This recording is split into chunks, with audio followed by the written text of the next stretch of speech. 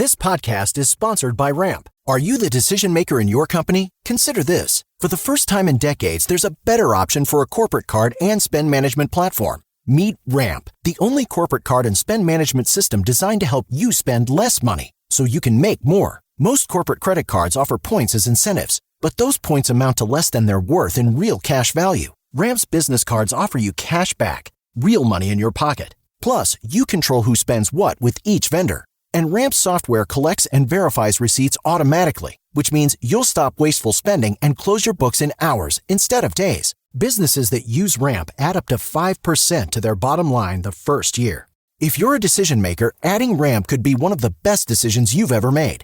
And now get $250 when you join Ramp for free. Just go to ramp.com/easy. Ramp.com/easy. RAMP.com/easy. Cards issued by Sutton Bank and Celtic Bank, members of FDIC. Terms and conditions apply. So that goes to without saying. That happens quite often. And there's this out-of-the-world true thing that actually happened here in Michigan that I'd never heard of before. I had not heard about it until recently, and it's actually something I wanted to look into further and finally got a chance to circle back to it. So basically, back in 1990, police in a Michigan city staged an entire fake wedding. And I mean, they went all out to set this thing up, and it was aimed to be a sting to bust over 80 drug dealers. That is crazy. I kind of want to think about like all the things that could possibly go wrong. It sounds like something that would have happened a very long time ago, but the 90s, not so far off. No, yeah, this seems like something you would have heard about maybe in like the 1930s or the 20s. The early, yeah. So over the years, we've heard of lots of creative ways that law enforcement will get a one-up on criminals, but this one takes the cake. The wedding cake. Back in 1990, the ultimate trap was set in a Michigan city by police, and it led to the arrest of 86 drug dealers. Called the Wedding Sting, the hoax took place in the city of Owasso, located in mid-Michigan, on a lovely September day, and was a very elaborate trap set for the criminals. Yeah, first of all, the bride and groom had actually been operating undercover for several months before the fake wedding was held. Officers Debbie Williams and Lacey Brown were police partners at the time.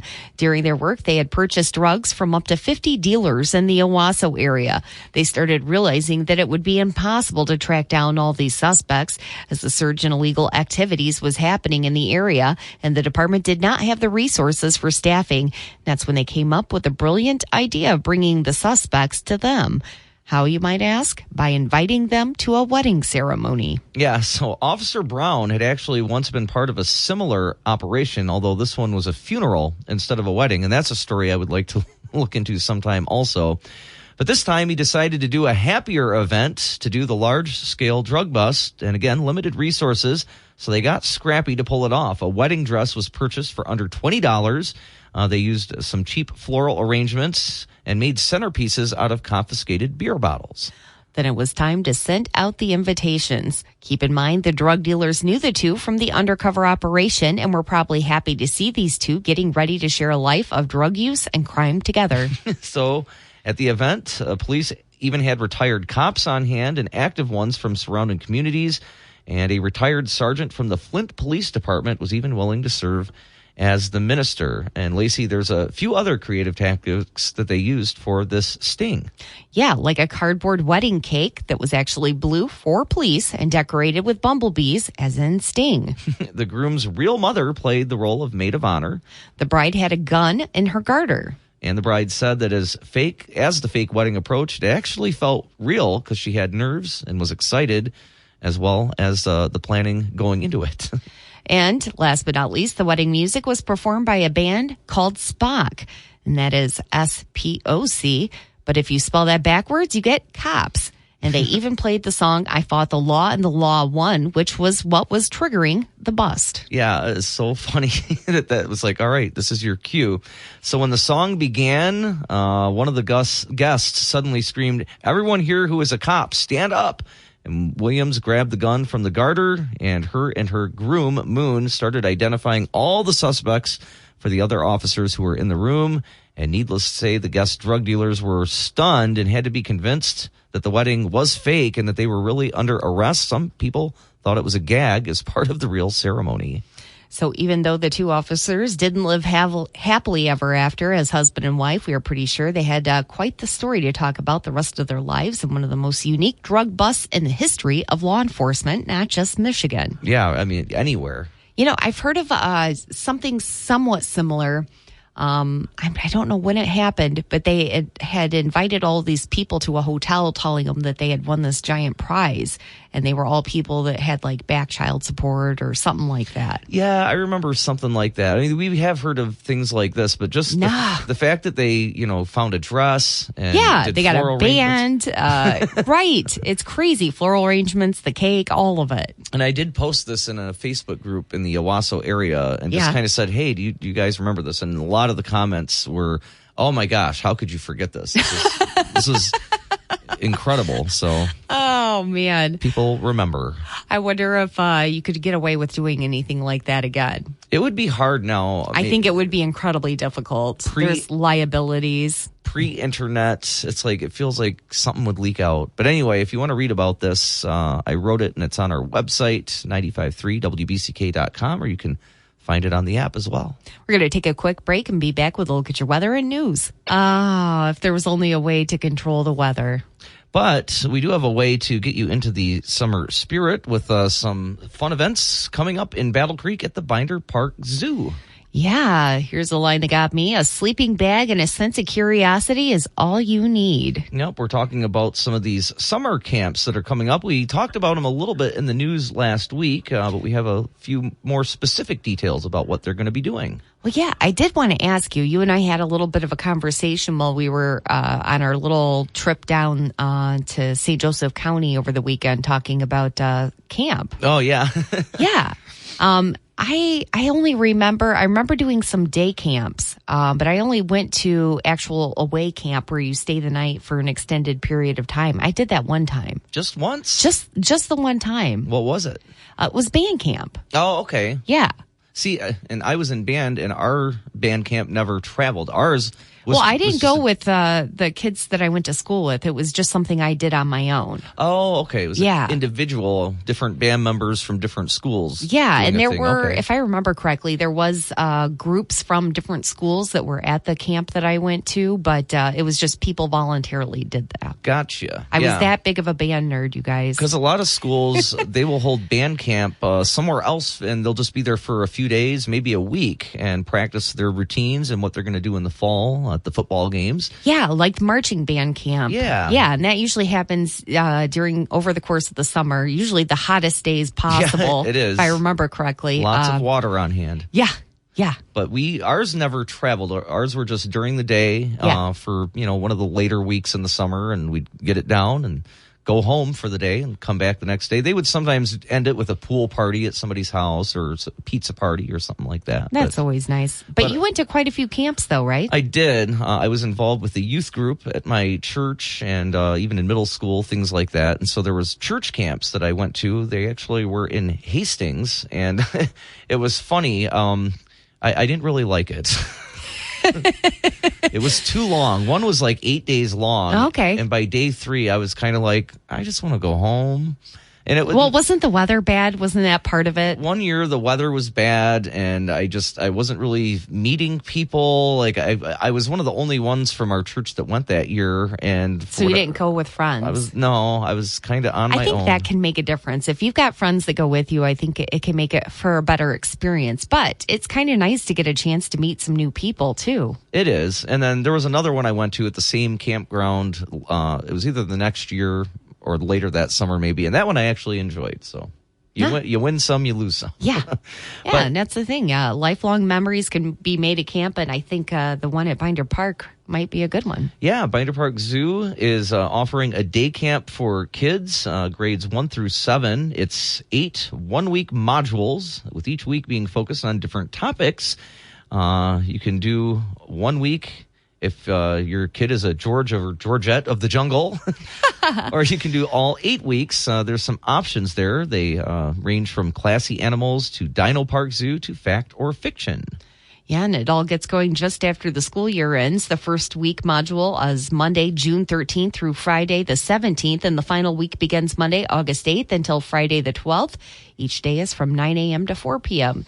And then they've got overnights for families and more. Yeah, the overnights are for families, scouts, organized groups, and it can be a fun adventure. They will happen Fridays and Saturdays at the zoo. There are the Zoo Snooze and the Overnight Safari. Place of adventure after hours, where you may hear the howl of wolves, or you could explore the mysterious Jurassic Park and drift asleep underneath the stars. Yeah, with the overnight safari in Mild Africa, the idea is to meet animals, hike the African trails after dark, and spend the night at the edge of the savannah in your own authentic tinted camp. Sounds like a lot of fun. Binder Park Zoo says space is limited for the summer day camps and the zoo overnights. It's a first-come, first-serve basis. So we've put a link at 953wbck.com. And if you're wondering when the zoo opens for their regular hours, it's less than a month away. That will happen on May 1st. More signs of summer and spring and warmer weather to come, because Lord knows it's not happening with the weather right now. No. And gosh, I haven't been to Binder Park Zoo in a little while. Yeah. Used to go with family and the nephews. Well, you and I had gone, I want to say it was probably like 4 or 5 years ago was the last time I went. Yep. One of the last times I went, they had a turtle that was there. It's a turtle that travels to different zoos. And that was alive when Abraham Lincoln was around still. Yeah. Turtles can live an incredible long time. They actually had a whole list in a little thing next to them that said, here's all the things this turtle's been alive for throughout history. And it was pretty amazing. What was the most significant one for you? Oh, I mean, probably Abraham Lincoln, because I think that was one of the first ones on the list. I think this turtle was about 140, 150 years old, something like that. That's crazy. But yeah, World War I, World War II, the Depression. Everything. John F. Kennedy. Now 2 pandemics. Yeah, that's true. I guess if the turtle is still alive. They're still adding stuff to that list of the things that this turtle survived. This turtle might survive the rest of us, the way things are going. The last 2 years, a number of things could be added to the list of things this turtle has witnessed in world history. Yeah. Your weather today, it's going to be partly cloudy, a slight chance for rain showers, light winds, and a high near 60. Tonight, cloudy, periods of rain, winds from the west up to 20 miles per hour, and a low in the upper 40s.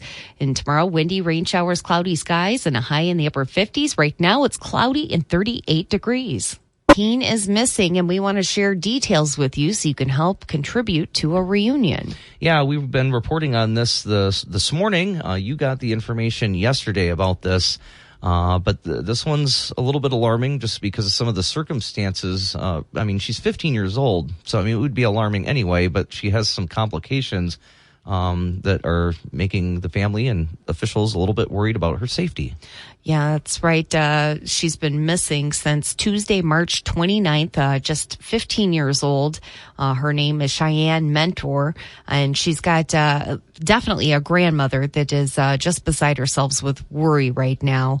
A missing persons report was filed with the Battle Creek Police Department, and Cheyenne has not been seen or heard from for a week now. And she doesn't have the normal critical thinking or reasoning capabilities that others her age have. She's just a little behind developmentally. Right, and she has albinism, a pale complexion. This is some of the description we're going to put out there. And we do have photos, too, at 953wbck.com. She has white or blonde hair with red eyes. Generally, though, she dyes her hair darker. It was last known to have either black or a dark brown look. And she is legally blind as well, but does have some limited vision.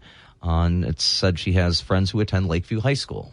Yeah, that's what her grandmother said. So if you've got some students at Lakeview High School, maybe have a conversation with them and see if maybe they've seen or heard anything. Let them know that by sharing that information with you, they're not getting her into trouble. It's to help her so that they can verify that she is safe. She does sometimes wear glasses, and anybody that has any information, we'll give more description here.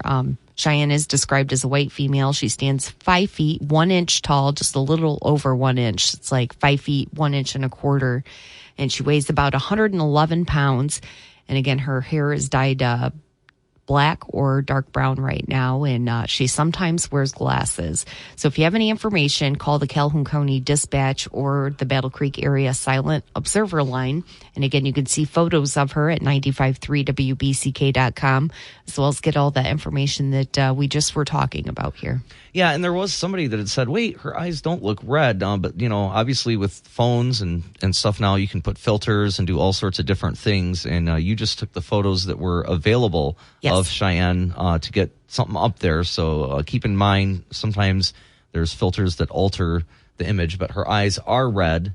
Yes. And there are contacts available that you don't even have to have a prescription for. You can find some of these colored contacts at like gas stations now. Yep. And other places. So you can't always just rely on that. And sometimes photos, it'll play tricks on your eyes and it won't look quite the way it does in person. Yep. And sadly, there are more ongoing missing persons cases, not just locally, but in the region. And along with the one about Cheyenne, if you go to the missing persons tab on our website, you can look at some of the other cases that we've reported on recently. Yeah, and while we're on the topic of these young adults, there is something that I think is worth mentioning for parents to be aware of. Northern Michigan homecoming king recently died by suicide after an online sextortation. And sextortation, what that is these kids are sending pictures to strangers online, and then somebody is threatening to do something that would maybe embarrass them or perhaps get them in trouble with their family. And they're putting so much pressure on these young people that, at least in this case, this young man who seemingly had a really good life and very happy otherwise, ended up taking his own life. Yeah, it's an absolutely tragic story. A 17-year-old from Marquette was worried, like you said. He had pictures he had taken of himself. Young people have all sorts of different hormones and things going on. Not just young people, there's adults too. And in fact, I've heard about adults who have become victim to some of these online sextortion. And basically, that's a combination of the word sex and extortion. Right. Of course, extortion is when you threaten somebody to expose some kind of information that would be embarrassing. It could be related to sex. It could be related to all sorts of things. And you basically say, well, if you give me money, I'll keep that information private. And the really sad thing, and we'll get to that more as we go through the story, a lot of the times they don't even have anything. They're not going to do anything. These are just the worst types of scammers that are online. They're preying on them because they're young kids and they don't have the comprehension that we as adults will have, and they panic. Right. It's sort of and are scared to ask for help. It's almost a different form of the one that they do where they prey on the elderly and try to convince them that something horrible happened to a grandson or something like that. And so, you need to go do this money. It's. And I do want to say, this isn't something that just happens to other people's kids. I myself, I've had a family member go through this. And it happened to be a female relative of mine. She was quite a bit younger at the time. She has since gone on to graduate high school and has a good, happy, healthy life right now.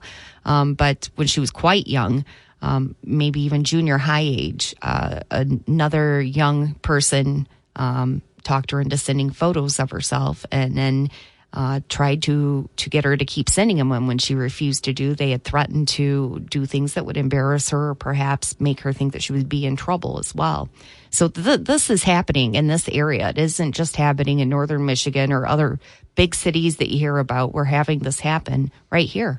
Yeah, and if you're a teenager or anybody who's ever gone through something like this and these threats are coming, it's going to be hard, but talk to somebody. Either talk to law enforcement or talk to your parents. A trusted adult. They may be upset that you sent images or participated in something like that. But don't believe what the people on the other end are telling you. Yeah. At least get the information to somebody who can investigate it. His name was Jordan DeMay, All-American kid, star athlete, homecoming at Marquette High School. Authorities believe he was being extorted through Instagram over pictures he had taken of himself, and he was put under extreme pressure to pay money in exchange for the pictures to not be sent to his family and other followers on Instagram.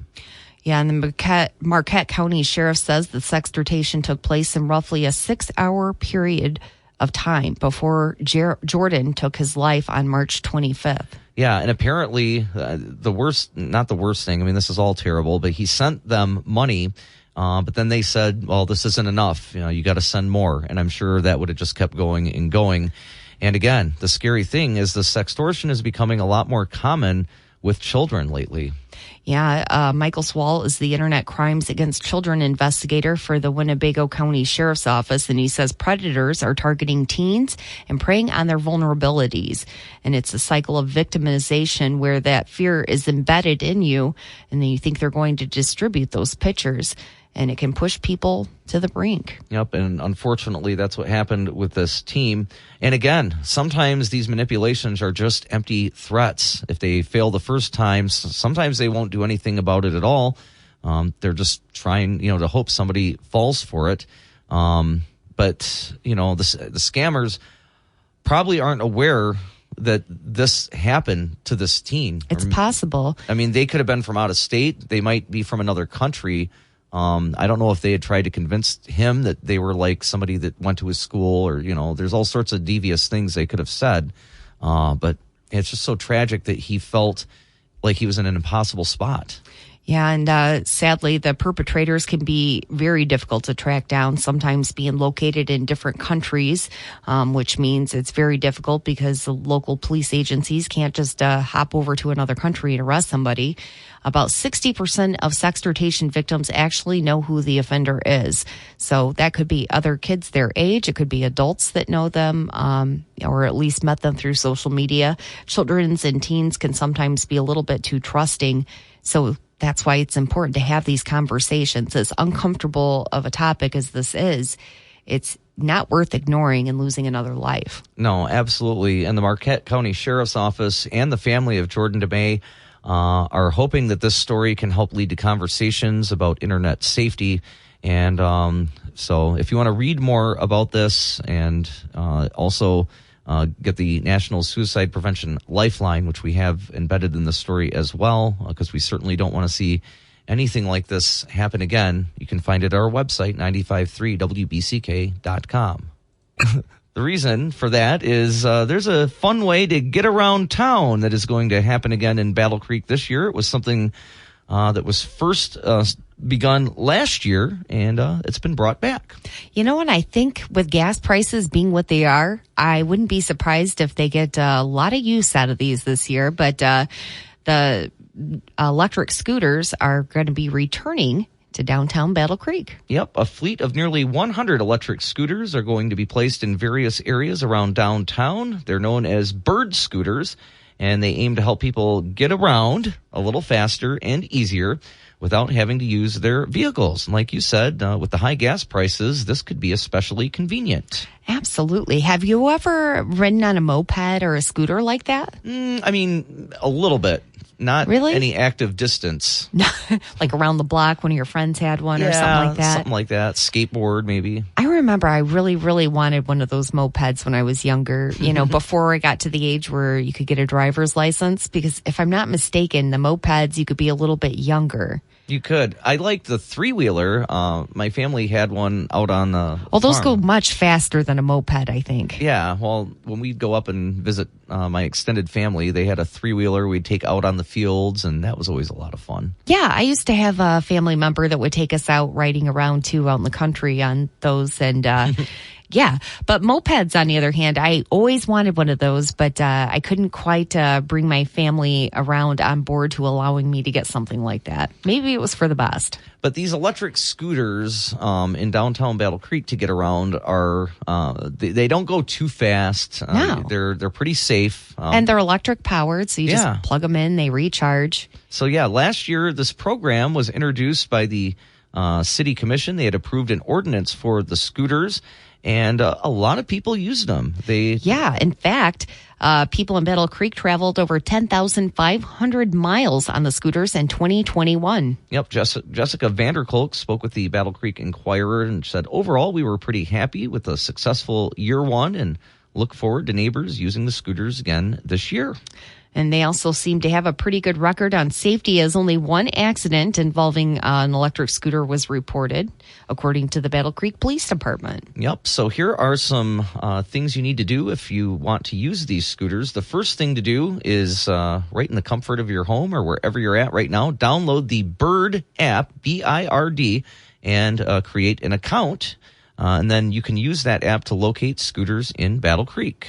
And you can use it for a ride and then leave it at another location for another rider. They can go up to 25 miles on a fully charged battery. Keep in mind that geofencing is tracked to keep riders within the designated riding areas, which that means you're going to try to get outside of town. You're going to head down to Albion or something like that. It's going to put a kibosh on it, and it's not going to let you go that far. Yeah, they want to keep them relatively close to the areas in downtown so that they can get back to the charging areas and all that. But it is kind of a neat thing that you can just leave it where you're going. Yeah. And then someone can pick it up there, or later it'll get brought back to the charging area or something like that. And the cost? Yeah, $1. $1. Just $1. To start a ride, and then 39 cents per minute after that. Plus there's taxes. You do need a $3 deposit that may be charged at the start of the ride, and the payment may be, you can make it with a debit or credit card or even just using PayPal. But yeah, very affordable, because again, you're probably not going to be on it for more than 5 or 10 minutes if you're starting one end of downtown going to the other. So just a few bucks to take the ride. A couple of guidelines, though. Make sure they're used on city streets, bike lanes, and paths only, as well as the downtown sidewalks. And you have to follow standard road rules, and it would be a good idea to wear a helmet as well. Absolutely. And it's not because you're a bad driver. No. It's because the roads are full of bad drivers, and you have to worry about them. Yeah, and if you're on a scooter, your injury is going to be a lot worse than if you get struck in another car, potentially. This podcast is sponsored by Ramp. Are you the decision maker in your company? Consider this. For the first time in decades, there's a better option for a corporate card and spend management platform. Meet Ramp, the only corporate card and spend management system designed to help you spend less money so you can make more. Most corporate credit cards offer points as incentives, but those points amount to less than their worth in real cash value. Ramp's business cards offer you cash back, real money in your pocket. Plus, you control who spends what with each vendor. And Ramp software collects and verifies receipts automatically, which means you'll stop wasteful spending and close your books in hours instead of days. Businesses that use Ramp add up to 5% to their bottom line the first year. If you're a decision maker, adding Ramp could be one of the best decisions you've ever made. And now get $250 when you join Ramp for free. Just go to ramp.com/easy. Ramp.com/easy. RAMP.com/easy. Cards issued by Sutton Bank and Celtic Bank, members FDIC. Terms and conditions apply. 7 days from issuance. Gambling problem? Call 1-800-270-7117 for confidential help. Excludes Michigan disassociated persons. This podcast is sponsored by Ramp. Are you the decision maker in your company? Consider this. For the first time in decades, there's a better option for a corporate card and spend management platform. Meet Ramp, the only corporate card and spend management system designed to help you spend less money so you can make more. Most corporate credit cards offer points as incentives, but those points amount to less than their worth in real cash value. Ramp's business cards offer you cash back, real money in your pocket. Plus, you control who spends what with each vendor. And Ramp software collects and verifies receipts automatically, which means you'll stop wasteful spending and close your books in hours instead of days. Businesses that use Ramp add up to 5% to their bottom line the first year. If you're a decision maker, adding Ramp could be one of the best decisions you've ever made.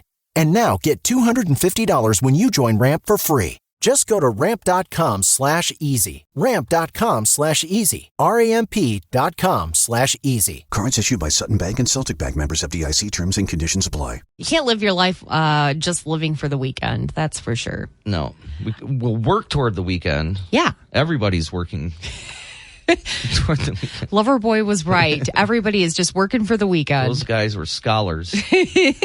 Well, this is a little bit unfortunate, but unfortunately, it doesn't surprise me. But 9 out of 10 Michigan rivers are too polluted to swim in, according to a study. Yeah, and of course, we've got the Kalamazoo River, especially in the Kalamazoo area where you can't fish out of that. I mean, you can fish, but you certainly don't want to eat anything. No, there's been years of contamination from factories. Most recently, there was the sediment release, which is causing all sorts of ecological problems on the river. And people just using it as basically a trash can. Yeah, there was a homeless camp in the downtown Kalamazoo area that they threw all sorts of stuff in there. I was actually part of a river cleanup event that happened last year with the Kalamazoo River Alliance, and I am planning on doing that again this summer when they do that event again. I hope we get an even bigger turnout for it. Yeah, and, but back to the topic at hand here. They don't call Michigan the Great Lakes state for no reason. Michigan is 4 out of 5 of the Great Lakes. And there are over 11,000 inland lakes and 120 major rivers in Michigan. Yep, and in total, that's about 36,350 square miles. But a new study from the Environmental Integrity Project says that 95% of Michigan's rivers and streams are just too polluted to swim in. And in fact, 45% of the inland lakes are also too polluted to swim in. So you might be wondering, what is an impaired lake, river, or stream? The study defines impaired waters as those that are too polluted to meet safety standards for swimming and recreation, aquatic life, fish consumption, or for use as drinking water. When you break it down in the state of Michigan, that's about 54,000 miles of rivers and streams that are polluted with things like nitrates, bacteria, and other contaminants, which could make them unsafe for swimmers. Yep, and some of the biggest contributors to the poor water quality are organic waste compounds, including pollutants from things such as car exhaust, factory smokestacks, tar, insecticides, herbicides, and detergent ingredients. So what can be done to help Michigan's lakes, rivers, and streams? The Environment Integrity Project researchers recommend the EPA update its regulations, enforce those already on the books, and allocate more resources and staff to do so. The U.S. Congress passed the Federal Clean Water Act in 1972. Yep, that law promised fishable and swimmable waters no later than 1983 and the elimination of all discharges of pollutants into navigable waters by 1985. Don't know that we quite made that. Does not look to be the case, but if you would like to read more about this, then we have links back to the original study as well as all the information you heard us talking about here. But maybe we could still turn the ship around. Yeah, let's hope so, because there's just, part of summertime and the fun. I mean, you've been talking about it a lot the last few weeks, looking forward to getting out on the kayak. And one thing that's fun to do is to get out and get in the water and swim a little bit. As long as you don't lose contact with your kayak, then you're going to be swimming the rest of the way. Or at least until somebody nice happens by and is willing to give you a ride back to your group. Right. But yeah. That being an inside joke there. Yeah. Of course, I needed to be rescued a couple years back when I was out. Luckily, it did not involve any first responders. We'll share that story some other time. We're going to take a quick break and we'll be back with a look at your weather and traffic. So kind of a parent's worst nightmare, this news story that we are going to get ready to talk about here. But Michigan mother's car was stolen with her baby inside. Oh, my gosh. How would you... I don't know. I don't even know. Like, I'm not a parent.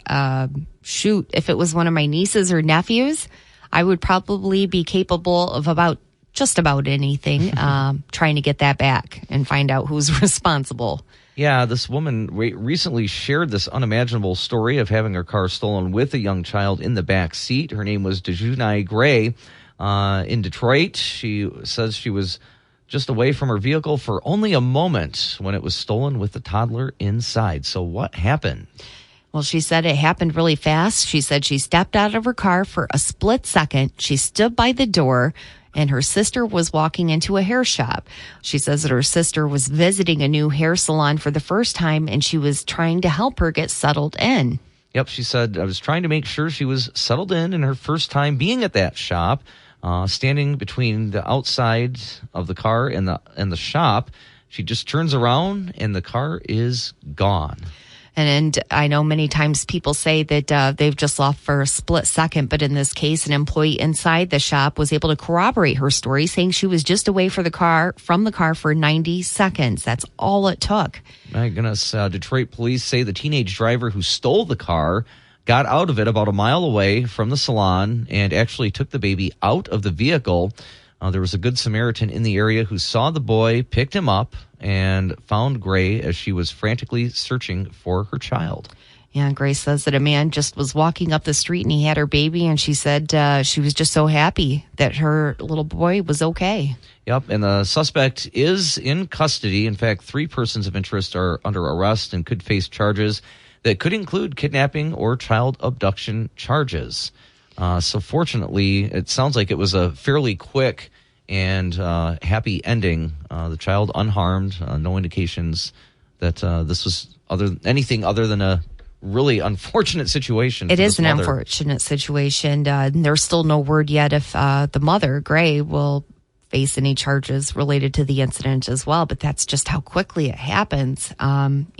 Kids lock themselves in vehicles too that are left running at times. So between that and the threat of having a vehicle stolen, even if you're not even fully in a building and you've got your back turned, that's all it takes apparently to have your vehicle stolen and perhaps your child taken. Yeah, and again, it feels like with this one, again, I don't know the whole circumstances other than the person at the salon saying, hey, she wasn't leaving her child alone for several minutes. No, she didn't even fully go in the building. She was just standing on the side of the building. Yeah, I mean, you could argue maybe a little bit of negligence there just by leaving the vehicle at all with the children inside. But, it is such a scary situation. I'm just glad everybody's okay. And just a reminder, no matter how quick you think you're going to be, it's not worth it. It's not worth taking that chance. Yep, for several reasons. The safety of your own child, but also potential penalties. And then, of course, we always hear about hot summer days, cold winter days.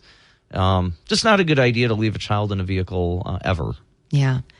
Some happier news to talk about now. WMU has hired somebody. Yeah, a new basketball coach. Of course, last night, the college basketball season came to an end with the championship game. And so off-season moves are going on. Western Michigan had a pretty rough season and has moved on from their coach last month, and so they've been on the hunt. And on Monday afternoon, it was reported that Tom Izzo's longtime assistant, Dwayne Stevens, has been chosen to lead the Western Michigan men's basketball program, hopefully back to glory. That is a pretty significant hire. That is a significant hire. Stevens played for Izzo at Michigan State from 1989 to 1993. He has been an Izzo assistant for 19 seasons, including the last 10 as associate coach. In that time, the Spartans have been to 5 Final Fours and won 6 Big Ten basketball titles in 4 conference tournaments as well. Yeah, Stevens comes to Kalamazoo with a lot of experience to bring Western Michigan with all that tournament experience. Prior to joining Izzo's staff, he was an assistant at Oakland University and an assistant at Marquette for a few seasons. He actually helped Marquette get to the Final Four as well. Yeah, in addition, Stevens is considered a top recruiter, which is something I think any school would appreciate, including Western. Well, and along with being a top recruiter to begin with, his name is going to mean something to a lot of these players. They're going to know, yeah, he worked with Tom Izzo. This guy probably knows what he's doing. As we mentioned, the former coach Clay Bates for the Western Michigan Broncos was fired after just 2 seasons. This past season, Western finished last in their conference with an 8-23 record. So a big, aggressive hire for the Western Michigan Broncos. Yeah, Izzo had a little bit to say on that as well. He had nothing but high praise for his now former assistant, saying he's very happy for Dwayne to get the opportunity to be head coach and to run a program like the one at Western Michigan. And he said that just happiness would be a vast understatement. Yeah, and there were rumors, not just rumors, I mean, like legitimate speculation that Stevens could have been the heir apparent for Izzo at Michigan State. So, again, for the Western Michigan Broncos to get a hire like this, it looks like some good times could be ahead. Absolutely. We're going to take a quick break. We'll be back with a look at your weather.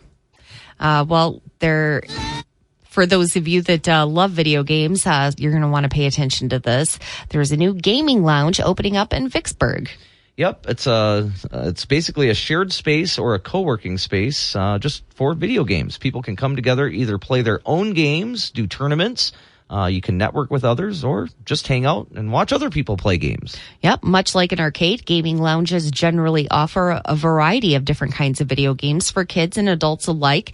And we actually have a video that you can kind of check it out and take a look at what it's all about.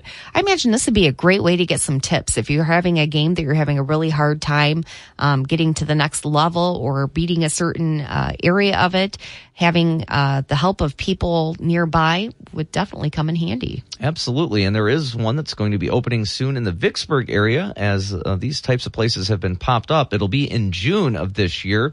The opening process is in the early stages, like the address, hours, and what type of games they will have at the location. They're developing that, but they've said it will feature PS5, Xbox, X Series, PC gaming, streaming, some educational games, and even guest appearances.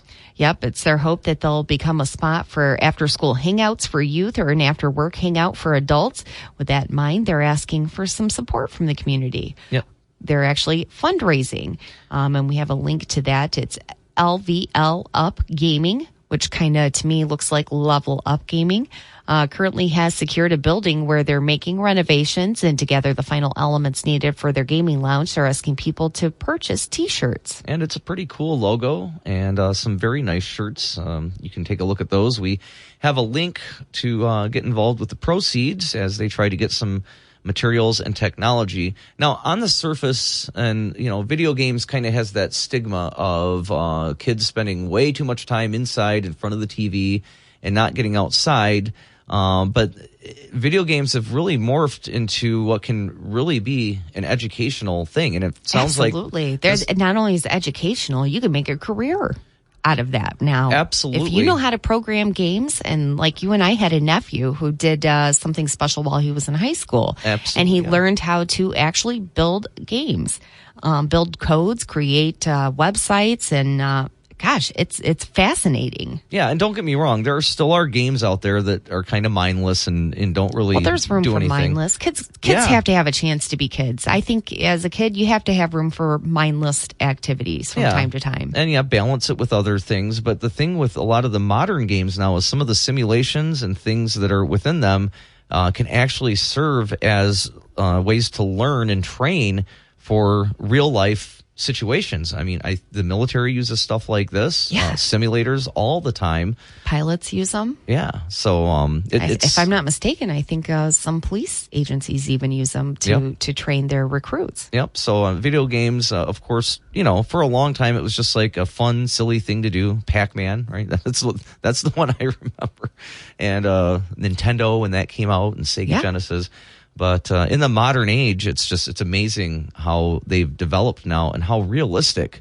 Remember when Pong was like record-breaking technology? Right.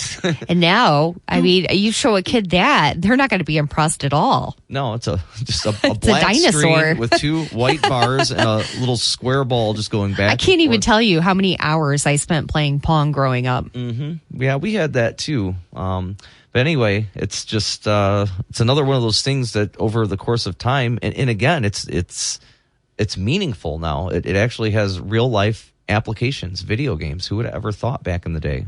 Right. So. But you still can get too much of anything. Yeah, you need to still get outside, get some vitamin D, and do some physical activities to balance everything out. Well, if you'd like to read more about that, you can find it on our website at 95.3 WBCK. We're going to take a quick break to check in with our All Outdoors update. This podcast is sponsored by Ramp. Are you the decision maker in your company? Consider this. For the first time in decades, there's a better option for a corporate card and spend management platform. Meet Ramp, the only corporate card and spend management system designed to help you spend less money so you can make more. Most corporate credit cards offer points as incentives, but those points amount to less than their worth in real cash value. Ramp's business cards offer you cash back, real money in your pocket. Plus, you control who spends what with each vendor. And Ramp's software collects and verifies receipts automatically, which means you'll stop wasteful spending and close your books in hours instead of days. Businesses that use Ramp add up to 5% to their bottom line the first year. If you're a decision maker, adding Ramp could be one of the best decisions you've ever made. And now get $250 when you join Ramp for free. Just go to ramp.com/easy. Ramp.com/easy. RAMP.com/easy. Cards issued by Sutton Bank and Celtic Bank, members FDIC. Terms and conditions apply.